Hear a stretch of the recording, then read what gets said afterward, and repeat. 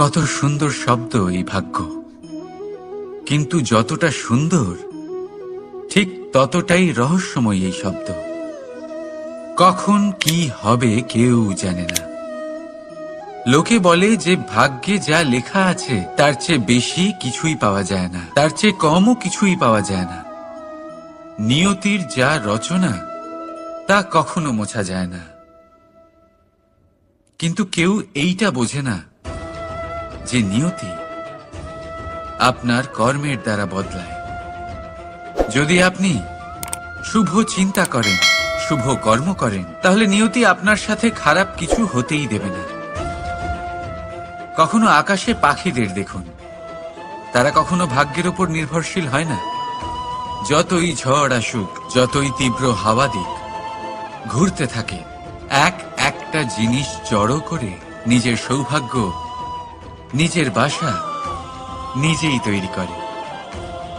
নিজের সন্তানের জন্ম দেয়, তাকে লালন পালন করে, নিজেই তাকে উড়তে শেখায়, কখনোই ভাগ্যের উপরে নির্ভরশীল হয় না সে। এই বিষয়টা আমাদেরও শিখতে হবে। তাই মনে রাখবেন, আপনার ভাগ্য নিয়তির লিখন নয়।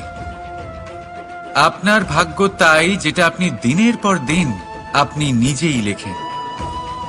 কিছু নিজে পরিশ্রম করে, কিছু নিজের ভাবনার জোরে। রাধা রাধা। মানুষের স্বভাব হলো যে সে সবসময় নিজে বলতে চায়, কারুর কথা শুনতে চায় না। কিন্তু তার এই স্বভাব তাকে এক বিশাল বড় জ্ঞানের থেকে দূরে সরিয়ে রাখে, সামনের মানুষের ব্যক্তিত্বের জ্ঞানের থেকে দূরে। তাই যদি আপনি কাউকে চিনতে চান, কাউকে বুঝতে চান, তাকে থামাবেন না, শুধু বলতে দিন। কারণ একজন ব্যক্তির ব্যক্তিত্ব লুকিয়ে থাকে তার কথার মধ্যে, আর তার আসল পরিচয় লুকিয়ে থাকে তার শব্দের পেছনে। বলতে দিন, আস্তে আস্তে আপনি সব বুঝতে পারবেন। এটাই তফাৎ হলো একজন সাধারণ মানব আর একজন মহামানবের মধ্যে। এক যে কাউকে বলতে দেয় না, আর এক যে সবার কথা শুনে। তাহলে সিদ্ধান্ত আপনার, আপনি কি সাধারণ হতে চান না অসাধারণ? কারণ এই ভবিষ্যৎ আপনার। রাধা রাধা। ভাগ্য আর কর্ম, এই দুই এমন শব্দ যাকে ঘিরে সমগ্র সংসার। কেউ বলে আমার ভাগ্যে এটা ছিল না, যা পেলে আমার জীবন অন্যরকম হতো। কেউ বলে আমার গত জন্মের কর্ম নিশ্চয়ই এমন ছিল, যে কারণে এই জন্মে এরকম ভাগ্য পেয়েছি আমি। এই সব বাদ দিন আর একবার শান্ত চিত্তে ভাবুন। আপনি বুঝতে পারবেন যে ভাগ্য আর কর্ম এই দুই এই জন্মের। তফাৎ শুধুমাত্র এটাই যে যদি ভাগ্যের কথা বলা হয়, তাহলে আপনি এই ভাগ্যের থেকে যত বেশি আশা করবেন তত বেশি নিরাশ হবেন আপনি। কারণ এই আশা আপনাকে কর্ম করা থেকে আটকায়।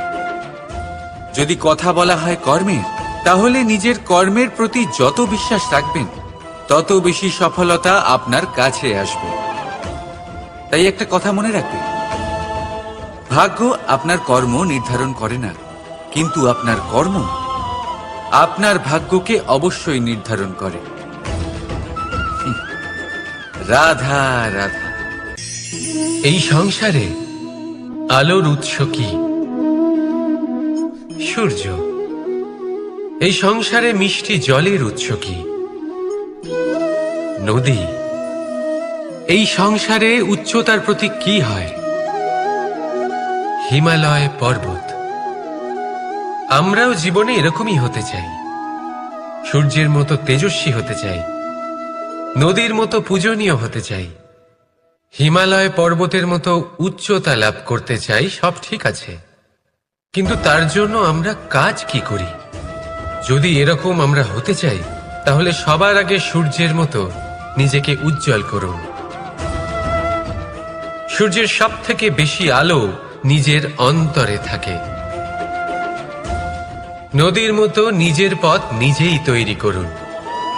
পাথরের সাথে ধাক্কা খাওয়ার পরেও থেমে না যাওয়া শিখুন। হিমালয় পর্বতের মতো উচ্চতা লাভ করতে হলে সেটার মতো অটল থাকতে শিখুন। একটা কথা অবশ্যই মনে রাখবেন, নিজেকে জ্বালাবেন, তবেই সংসারকে আলোকিত করতে পারবেন। রাধা রাধা। প্রতীক্ষা, প্রয়াস, এই দুই জীবনের অভিন্ন অঙ্গ। দেখতে গেলে আমরা জীবনে কারোর না কারোর প্রতীক্ষা অবশ্যই করি। সে কোনো ব্যক্তি হোক বা সময় হোক বা কোনো ভাবনা, সবকিছুই হতে পারে। আর দেখতে গেলে সব সময় কেউ না কেউ কিছু প্রয়াসও করে চলেছে। যেমন সাফল্য আসার প্রতীক্ষা, বিফলতা যাতে না আসে তার জন্য প্রয়াস, সুখ আসার প্রতীক্ষা, দুঃখ যাতে না আসে তার জন্য প্রয়াস। এবার প্রতীক্ষা আর প্রয়াসের মধ্যে এক ঘনিষ্ঠ সম্পর্ক রয়েছে, আর তা হল যিনি প্রতীক্ষা করেন তিনি ঠিক তাই পান যা একজন প্রয়াস করা ব্যক্তি পেছনে ফেলে আসে। তাই প্রতীক্ষা নয়, প্রয়াস করুন। এই প্রয়াসের মধ্যেই সুখের চাবিকাঠি রয়েছে। রাধা রাধা। মানুষ কর্ম করেন। আমি বারংবার বলি যে ফলের আশা করবেন না। তাও মানুষ কোথাও না কোথাও নিজের কর্মের বদলে কোনো না কোনো ফলের আশা অবশ্যই রাখেন। কখনো তিনি সফল হন, কখনো অসফল। সেই জন্যই আমি বলি যে ফলের আশা কখনো রাখবেন না, কারণ সাফল্য বা অসফলতা মনের মধ্যে রাখলে কখনো কোনো লাভ হয় না। যদি সাফল্য মনের মধ্যে রাখেন তাহলে অহংকার জন্ম নেবে। যদি অসফলতা মনের মধ্যে রাখেন তাহলে এক হীনমন্যতায় আপনি ভুগবেন, যা দিয়ে কোনো শুভকর্ম হবে না। সেই জন্য শুধুই কর্ম করে যান, কর্মেই মগ্ন থাকুন।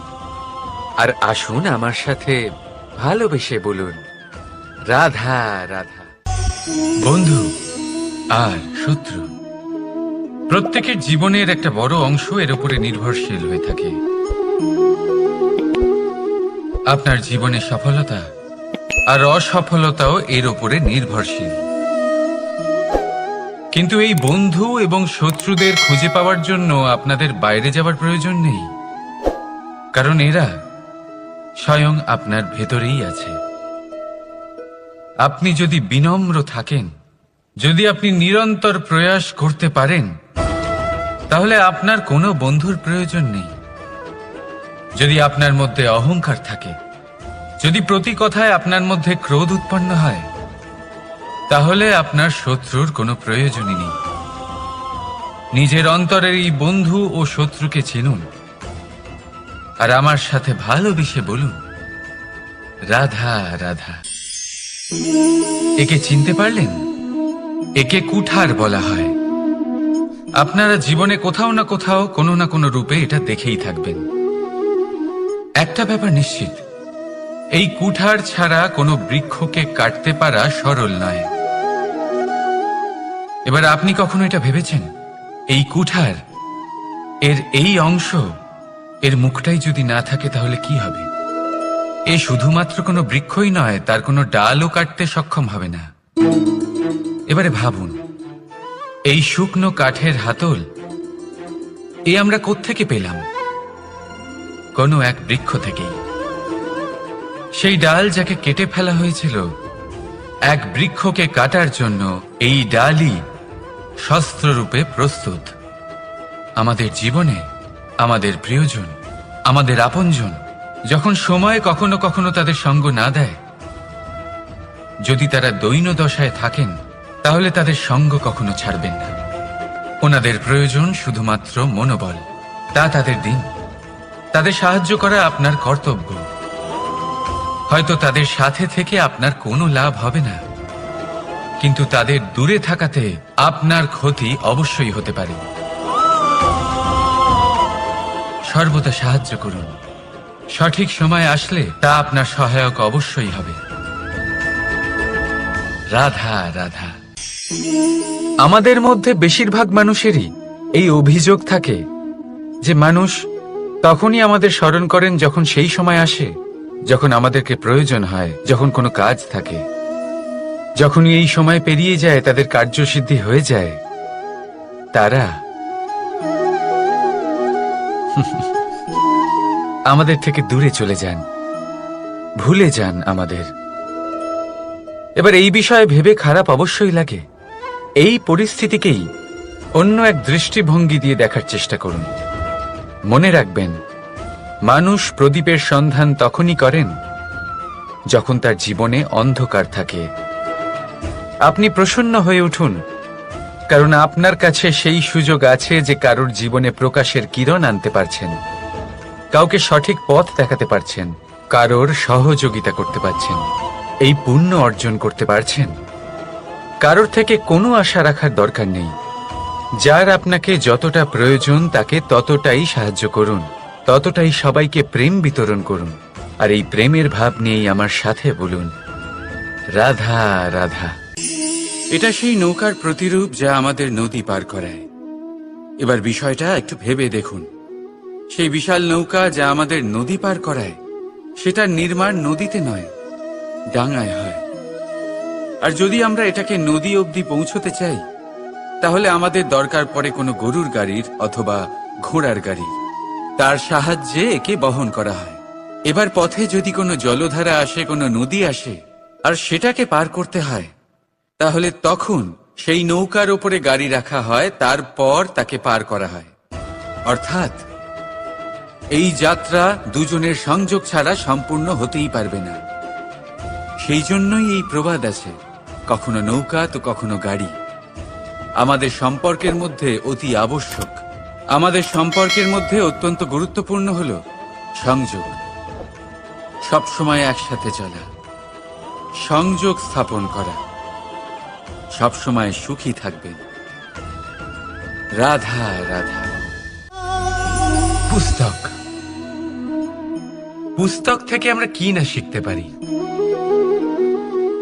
জ্ঞান হোক, বিজ্ঞান হোক, ইতিহাস হোক, সব শিখতে পারি। কথায় আছে, একটা ভালো পুস্তক, একটা ভালো গ্রন্থ পাওয়া তা 100 ভালো বন্ধু পাওয়ার সমান। কিন্তু যদি একটা ভালো বন্ধু পাওয়া যায়, তাহলে তা গোটা গ্রন্থাগারের সমতুল্য। সে আপনাকে কর্মের বিষয় জ্ঞান দেয়, সাফল্যের রসায়ন শিক্ষা দেয়, সে আপনাকে ইতিহাসে অমর করে রাখবে। শুধু তাই নয়, সে আপনাকে শুধু পথই দেখাবে না, সেই পথে আপনার সাথে সঙ্গী হয়ে চলবে সে। সেই জন্য জীবনে যদি কোনো ভালো বন্ধুকে পাশে পান, তাহলে তাকে আপন করে রাখবেন, তাকে সামলে রাখবেন, জীবন সহজ হয়ে যাবে। রাধা রাধা। বর্ষা ঋতু শুরু হলেই পাখিদের মধ্যে চাঞ্চল্য বেড়ে যায়। আর সেটা হবে নাই বা কেন? বাসা ভেঙে যায়, বৃক্ষ ভেঙে পড়ে, প্রত্যেক পাখি তার থাকার জন্য একটা নতুন জায়গার, একটা ছায়ার, একটা ছাদের খোঁজে থাকে। শুধু একটা পাখি এসব কিছুই করে না। না তো তার এসব সমস্যা নিয়ে কোনো চিন্তা থাকে, না কোনো দরকার পড়ে। আর সেই পাখি হলো বাজ। সেই সব সমস্ত ছোটখাটো সমস্যার থেকে অনেক দূরে ওপরে উড়ে বেড়ায়, মেঘের থেকেও অনেক উঁচুতে। তাই এই সব ছোটখাটো সমস্যা যা আপনার জীবনে এসে থাকে, এই সব নিজের চারপাশকে ঘিরতে দেবেন না। নিজের চিন্তা ভাবনাকে অনেক উঁচুতে রাখুন। আপনার সমস্ত সমস্যা নিজে থেকেই নিচে চলে আসবে। রাধা রাধা। কোনো ব্যক্তির ব্যক্তিত্ব কিভাবে তৈরি হয়? আপনার কি মনে হয় যে ব্যক্তি জন্ম থেকে তার স্বভাব নিয়ে জন্মায়? নাকি আপনার মনে হয় যে এই প্রকৃতি ব্যক্তির জন্য তার নিয়তি রচনা করে? না, এরকম একেবারেই হয় না। আমি আপনাকে বোঝাচ্ছি। যখনই বৃষ্টি পড়ে, কোনো বিন্দুর দিকে দেখবেন। এবার এই বিন্দু যেখানে পড়ছে তার উপরে নির্ভর করছে তারপর কি হবে। যদি এই বিন্দু পড়ে কোনো ক্ষেতের ওপরে, তাহলে কোনো নতুন ফসলের জন্ম দেবে। যদি সে গরম কড়াইতে পড়ে, তাহলে বাষ্পীত হবে। যদি সে কোনো সাপের মুখের ভেতরে পড়ে, তাহলে বিষ তৈরি হবে। ঝিনুকের ভেতরে পড়লে মুক্তো তৈরি হবে। যদি কোনো পাতার ওপরে পড়ে তাহলে শিশির তৈরি হবে, একই বিন্দু, কিন্তু তার সঙ্গত তার ভবিষ্যৎ এবং ব্যক্তিত্ব নির্ধারণ করবে। এবার এটা তো শুধুমাত্র এক বিন্দু, তার কাজ হলো শুধুমাত্র পড়া, কোথায় সেটা সেও নির্ধারণ করতে পারে না।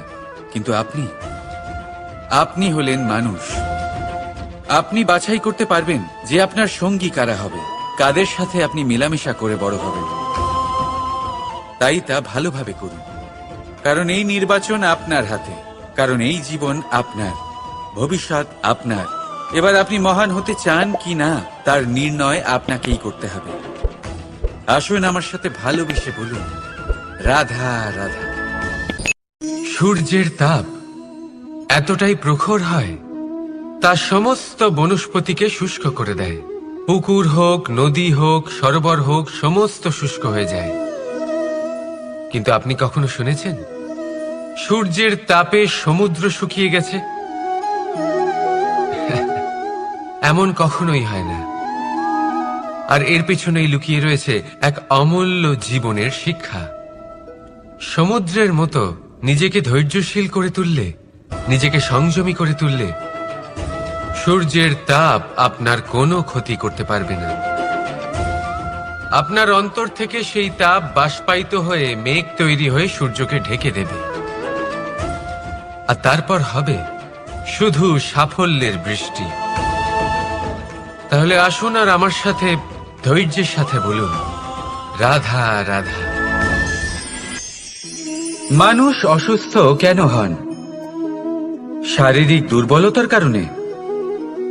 না, মানুষ অসুস্থ হন তার মানসিকতার কারণে, তার বিবেকের কারণে, তার কর্মের কারণে, তার ক্রোধের কারণে। আর যখন কেউ সুস্থ হন, ঠিক হয়ে যান, তার মানে এটা নয় যে শুধু ওষুধের জন্য তিনি সুস্থ হয়েছেন। না, এটা কারোর তার প্রতি প্রেমের প্রভাব, বিশ্বাসের প্রভাব, সম্বলের প্রভাব। শুধুমাত্র ওষুধ দিয়ে কিছুই হয় না। যদি মনে প্রেম থাকে, বিবেক থাকে, বিশ্বাস থাকে, সম্বল থাকে, তবেই সেই ওষুধ কাজ করতে পারে। তাই মনে রাখবেন, এই জীবন হলো অত্যন্ত ছোট। মনে প্রেম ভাব রাখুন, মিত্রতা করুন, শত্রুতা নয়। ভালোবাসুন, বিদ্বেষ নয়। আর এই ভালোবাসার সাথেই বলুন, রাধা রাধা। মানুষ জীবনে সব সময় চিন্তা করে, ভাবতে থাকে যে তার জীবনে কতই না সমস্যা। তারপরে নিজের আশেপাশে দেখে আর ভাবে যে সবাই কত প্রসন্ন, শুধু আমার জীবনেই সমস্যা আছে। কিন্তু বিষয়টা তা নয়। শুধু প্রত্যেক ব্যক্তিরই নয়, প্রত্যেক প্রাণীরও জীবনে সমস্যা আছে। এবার মানুষ একটা পাখিকে দেখে এটাই ভাবে যে এদের জীবন কতটা সহজ। কোনো দেশেরই সীমারেখা এদের ওপর লাগু হয় না। কোথায় থাকবে সেই নিয়েও কোনো ভাবনা নেই। কত শান্তির জীবন এদের। তারপর সে একটা পিঁপড়েকে দেখে আর এটা ভাবে, কি অসাধারণ, এদের তো সারা জীবনই মাটির উপরেই অতিবাহিত হয়, খাবারটাও মাটিতেই পেয়ে যায়। কি শান্তির জীবন এদের। কিন্তু যখন কোনো ঝড় আসে, তখন সবার আগে সেই পাখির বাসাটাই ঝড়ে ভেঙে যায়। এই পাখি যে শাখাতেই গিয়ে বসে পড়ুক, তাদের উপর সবসময় সংকট থাকে যে ওপর থেকে কোনো বড় পাখি এসে তাদের উপর প্রহার না করে, তারা নিজেদের প্রাণ না হারায়। আর যদি কথা বলি পিঁপড়েকে নিয়ে, এদের উপর সবসময় সংকট থাকে যে কোনোভাবে বাতাস বা জল এদের ভাসিয়ে না নিয়ে যায়, কোনো প্রাণী ওকে পা দিয়ে পিষে না দেয়, এই পিঁপড়ে পিষ্ট হয়ে না মারা যায়। দেখুন, সমস্যা প্রত্যেকের জীবনে রয়েছে, আর এই সমস্যা আসতেই থাকবে। এর অর্থ এটা নয় যে এই সমস্যার সম্মুখীনই হওয়া যায় না, এর সমাধানও সম্ভব নয়। প্রত্যেক সমস্যার সমাধান অবশ্যই আছে, শুধু শান্ত মনে সেটা খুঁজে বের করতে হবে। তাহলে সেটাই করুন, প্রত্যেক সমস্যার সমাধান করতে থাকুন। যত সমাধান করবেন, জীবন আনন্দময় হয়ে উঠবে। যদি সমাধান না করেন, তাহলে আজীবন দুঃখই পেতে থাকবেন। আসুন আমার সাথে ভালোবেসে বলুন, রাধা রাধা। কর্ম, ধর্ম আর কর্তব্য, এই তিনটি একে অপরের সাথে জড়িত। আর অনেক সময় এই তিনটি পালন করতে করতে আমাদের সেই ব্যক্তির সামনে গিয়ে দাঁড়াতে হয়, তার বিরুদ্ধেই যেতে হয়, যাকে আমরা সব থেকে বেশি ভালোবাসি। কিন্তু সেইখানে এই যুদ্ধ কোনো ব্যক্তিগত যুদ্ধ থাকে না। এ হলো কর্ম, ধর্ম আর কর্তব্যের যুদ্ধ। এটা সরল নয়, অত্যন্ত কঠিন হয় তার সম্মুখীন হওয়া যাকে আমরা সব থেকে বেশি সম্মান করি। কিন্তু আমাদের তো আমাদের ধর্মের পথে চলতেই হবে, কারণ আমরা কর্মবদ্ধ, কর্তব্যবদ্ধ, আর এটাই করা উচিত।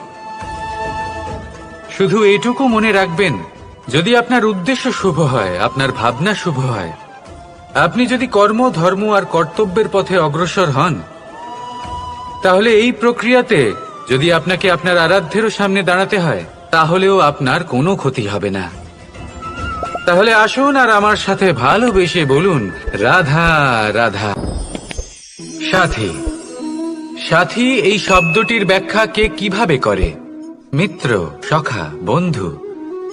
কিন্তু অর্থ একটাই, তিনি যিনি আপনার সঙ্গী হন আর তিনি যার সাথী আপনি হন।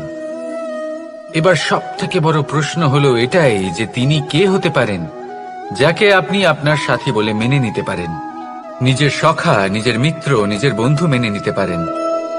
আপনার সাথী হলেন তিনি যিনি দুঃখের সময় আপনার পাশে থাকবেন, আপনার হাত ধরে থাকবেন। আপনার সাথী হলেন তিনি যার হাত আপনি নিজের সুখের দিনে ধরে থাকবেন।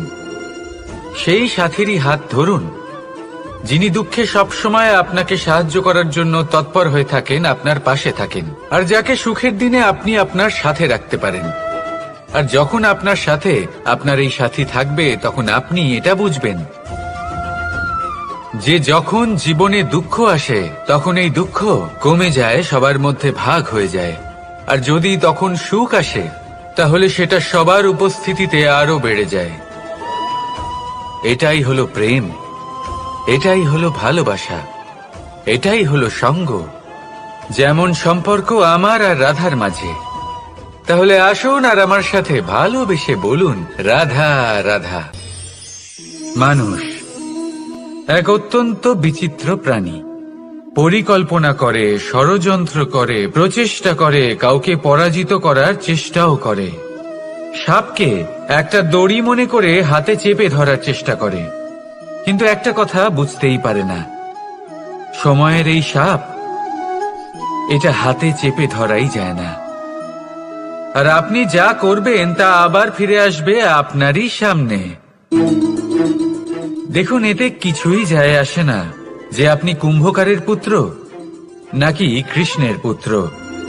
যদি আপনি অনুচিত কর্ম করেন, তাহলে আপনার সাথেও অনুচিতই হবে।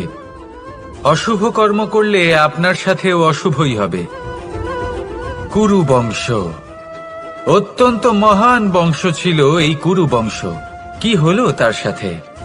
একটা গোটা বংশ বয়ে গেল, কারণ ওনাদের উদ্দেশ্য অশুভ ছিল।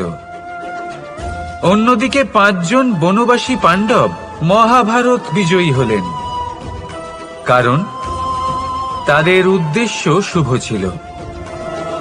তাই মনে রাখবেন, শুভ অগ্নি প্রজ্বলিত করবেন, শুভ তাপ সঞ্চার হবে। অশুভ অগ্নি প্রজ্বলিত করবেন, নরকেই জ্বলতে হবে। তাহলে আসুন আর আমার সাথে ভালোবেসে বলুন, রাধা রাধা। জীবনে এমন কিছু কাজ রয়েছে যা আপনাকে একাই করতে হয়, আর এমন কিছু কাজ রয়েছে যা আপনাকে একসাথে মিলে করতে হয়, একজোট হয়ে, সঙ্গবদ্ধ হয়ে। এবার সঙ্গবদ্ধ বলতে কি বোঝাতে চাইছি? আমি তাদের কথা বলছি না যারা বাস্তবিকভাবে একে অপরের সাথে কাজ করেন। আমি তাদের কথা বলছি যারা একে অপরের থেকে দূরে থেকেও একে অপরকে বিশ্বাস করেন। আমি আগেও বলেছিলাম, সমস্ত বিশ্বের আশা বিশ্বাসেই বসবাস করে, তাই না? তাই যেখানে সমস্ত বিশ্ব আছে, সমস্ত সংসার আছে, সেইখানেই বিশ্বাস রয়েছে। তাই আপনার আশেপাশে এমন দল সঙ্গবদ্ধ করুন যাদের আপনার উপর বিশ্বাস আছে আর যাদেরকে আপনি বিশ্বাস করতে পারেন। তাহলে আসুন আর আমার সাথে ভালোবেসে বলুন, রাধা রাধা। আমরা যে মানুষকে চাই, যাকে আমরা ভালোবাসি, তাকে একটা উপহার অবশ্যই দিতে চাই। এমন এক উপহার যা ওনার ভালো লাগবে, যা শ্রেষ্ঠ হবে, অতি প্রিয় হবে, বহুমূল্য হবে, বা বলতে পারেন মূল্যবান হবে। তাই আমরা কি করি? আমরা বাজারে যাই, তার জন্য স্বর্ণ, আভূষণ, হিরে, মুক্তো এইসব নিয়ে আসি। কিন্তু এটাই কি সর্বশ্রেষ্ঠ উপহার? কখনোই না।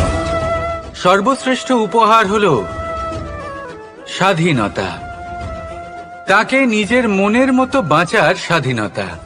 যদি আপনি কাউকে স্বাধীনতা না দিতে পারেন, তাহলে সে কোথাও না কোথাও বন্দী হয়ে যায়, তার বিকাশ কোথাও না কোথাও আটকে যায়। কিন্তু যদি আপনি কাউকে স্বাধীনতা দিতে পারেন, তাহলে আপনি দেখবেন ও সমস্ত সংসারকে, এই জীবনকে নিজের দৃষ্টিভঙ্গি দিয়ে দেখবে, বুঝবে যে কোনটা হলো উচিত আর কোনটা হলো অনুচিত। আর এটাই হলো সর্বশ্রেষ্ঠ।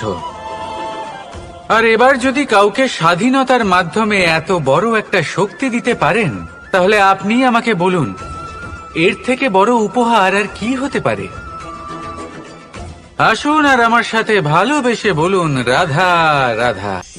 পিতা আর পুত্রের সম্পর্ক অত্যন্ত মধুর হয়ে থাকে। পিতা স্বপ্ন দেখেন, তাকে পূর্ণ করার সকল সম্ভাব্য চেষ্টা করেন, কিন্তু তাও অনেক সময় ওনার স্বপ্ন অপূর্ণ থেকে যায়। তখন পিতা ভাবেন যে স্বপ্ন উনি পূর্ণ করতে পারেননি, ওনার সন্তান তা অবশ্যই পূরণ করবে। যে স্থানে উনি কখনো পৌঁছতে পারেননি, সেই স্থানে ওনার পুত্র অবশ্যই পৌঁছবে। পিতা নিজের সন্তানের ভবিষ্যৎ নিয়ে সেই স্বপ্ন দেখেন, আর যখন সেই সন্তান সামনে এগোতে থাকে, তখন তার দুঃখ হয় না, বরং গর্ব হয়। ওনার ভালো লাগে এটা দেখে যে ওনার সন্তান অনেক উন্নতি করছে। কিন্তু যখন সন্তান নিজের অভিভাবকের শক্তি দেখে, তার যশ দেখে হিংসা করতে থাকে, সমস্যা সেইখানেই শুরু হয়। সেই জন্য সকল সন্তানকে এটা মনে রাখতে হবে, দেখুন, পুত্র হবার সুবাদে, এক সন্তান হবার সুবাদে, এটা হলো আপনার অধিকার যে আপনি আপনার পিতার থেকে বেশি উন্নতি করবেন। আপনার পিতাও এটাই চান, কিন্তু সুস্থভাবে এটা করুন।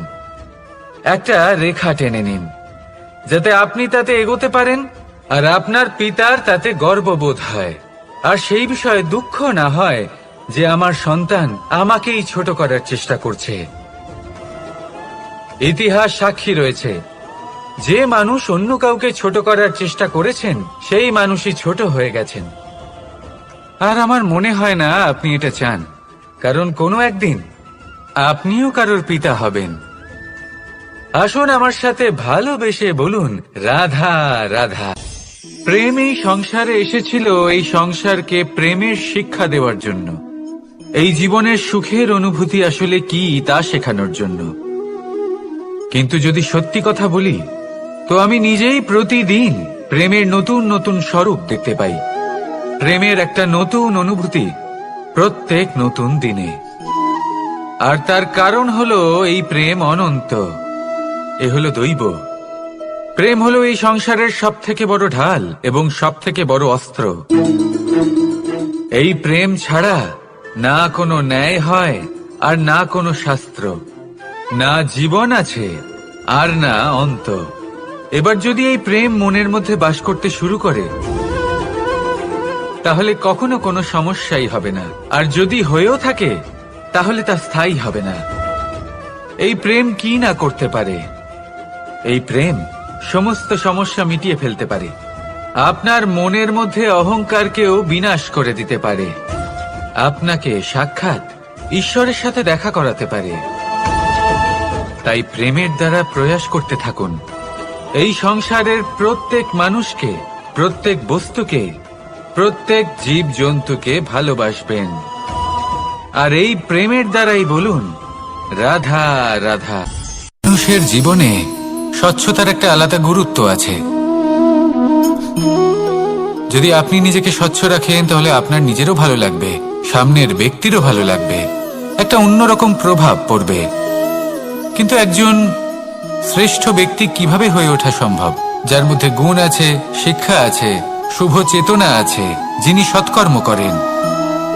কিভাবে হব সেই ব্যক্তি যার মধ্যে জ্ঞান আছে? শুধুমাত্র স্বচ্ছ থাকলে তো তা হওয়া সম্ভব নয়। প্রথমে আপনাকে বুঝতে হবে যে মানুষের মধ্যে 4টি মূল তত্ত্ব আছে। প্রথম হলো তার শরীর, যার দ্বারা উনি যে কোনো কর্ম করে থাকেন। দ্বিতীয় তত্ত্ব হলো তার মন, যার দ্বারা কোনো কর্ম করার জন্য সে নিজেকে প্রেরণা দিতে থাকে। তৃতীয় তত্ত্ব হলো বুদ্ধি, যে কর্ম আমরা করতে চাই, যে লক্ষ্যে আমরা পৌঁছতে চাই, সেটা আমরা কিভাবে কোন পথে করব সেটা স্থির করা যায় বুদ্ধি দিয়ে। আর চতুর্থ তত্ত্ব হলো আত্মা। আত্মা হলো এমন এক তত্ত্ব যার কোনো সমাপ্তি নেই। আত্মা হলো অজয়। কিন্তু এরও শুদ্ধিকরণের প্রয়োজন হয়। এই 4টি তত্ত্বের শুদ্ধিকরণ করতে থাকুন, এদের নির্মল রাখুন, শুদ্ধ রাখুন। এবং এটা কিভাবে হবে? শুভ চেতনা দ্বারা, জ্ঞানের দ্বারা, এবং সবথেকে বেশি গুরুত্বপূর্ণ প্রেমের দ্বারা।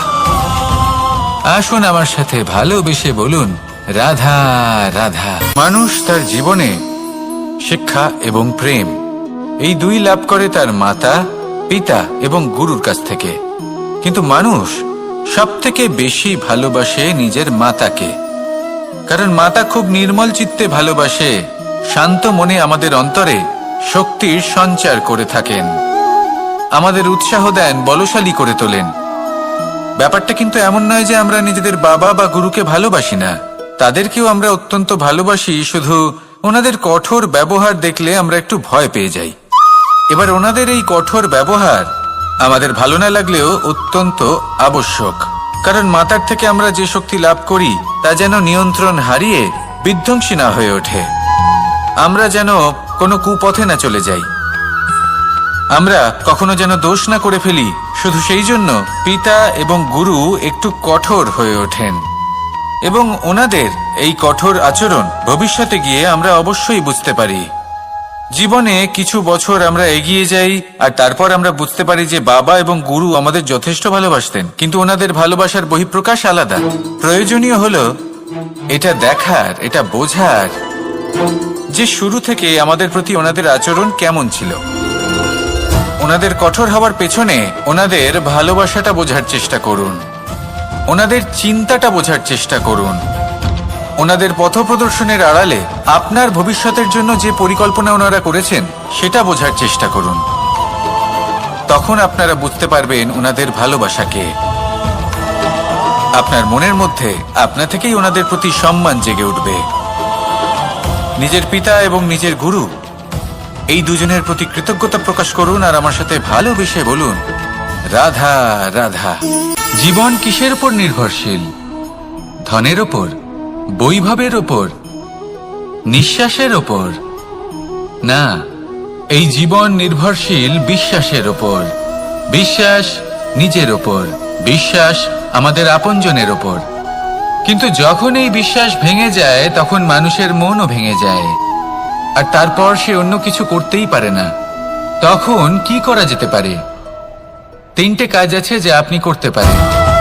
প্রথম, ভালোবাসা। যাকে আপনি ভালোবাসেন, যারা আপনাকে ভালোবাসে, ভুল যারই হোক না কেন, তার কাছে ক্ষমা চাইতে কখনোই সংকোচ বোধ করবেন না। দ্বিতীয় হলো বিশ্বাস। যারা আপনাকে ভালোবাসেন, আপনাকে বিশ্বাস করেন, তাদের বিশ্বাস কখনো ভাঙবেন না। তৃতীয় হলো আশা। যারা আপনাকে ভালোবাসেন, আপনাকে বিশ্বাস করেন, তাদের আশা আপনার সাথে জড়িত, তাদের থেকে কখনো কিচ্ছু লুকোবেন না। এই 3টে কাজ করুন আর এই জীবন সুপ্রসন্ন হয়ে বলবে, রাধা রাধা।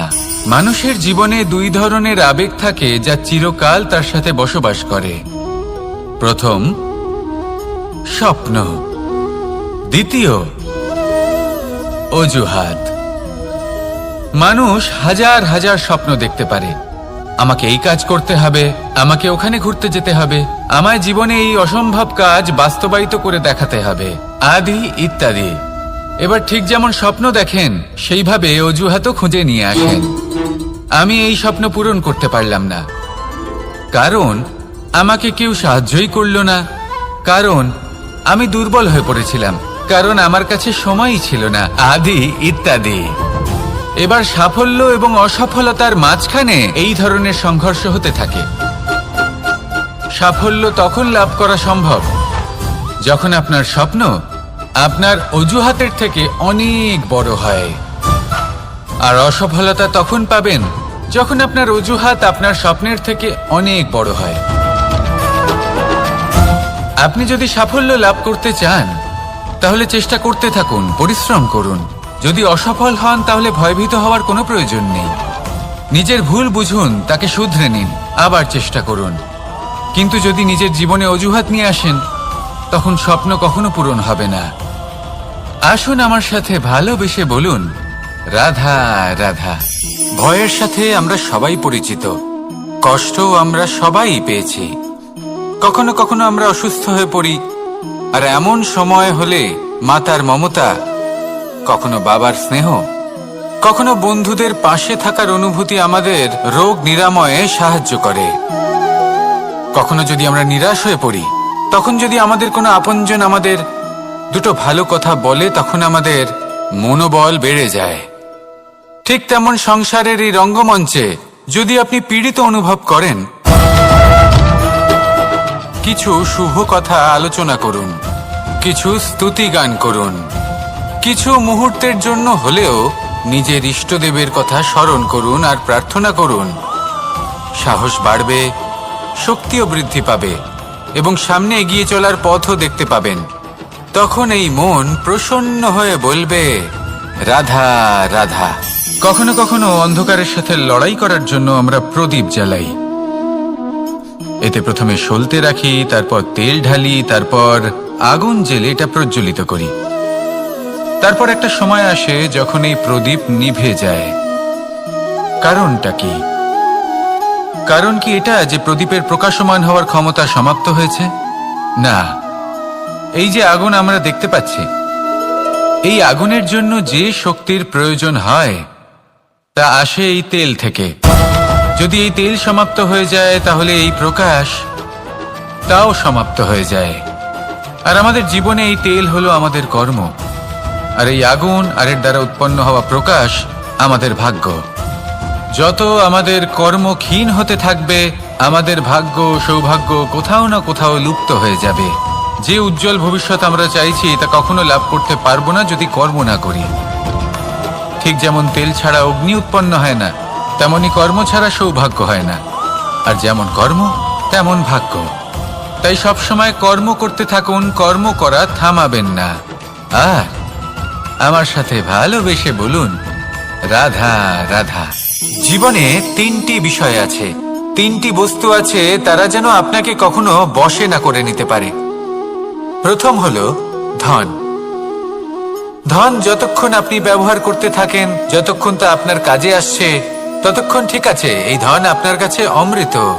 কিন্তু যখন এই ধন আপনাকে ব্যবহার করতে শুরু করে, বুঝে যাবেন যে আপনার পতনের সময় শুরু হয়েছে। দ্বিতীয় বিষয়, ফেলে আসা অতীত। যাই করুন, আপনি অতীত পাল্টাতে পারবেন না, আর এই সত্যিটা আপনিও জানেন।